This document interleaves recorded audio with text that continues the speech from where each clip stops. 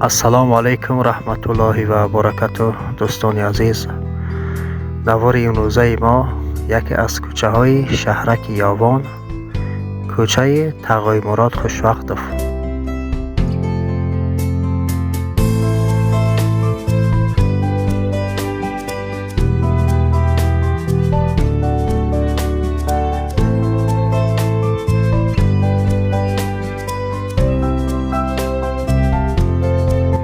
برادران عزیز، یک چیز را نگفته نمانم. این کوچه سالهای پیش کوچه گگرین نامگذاری شده بود.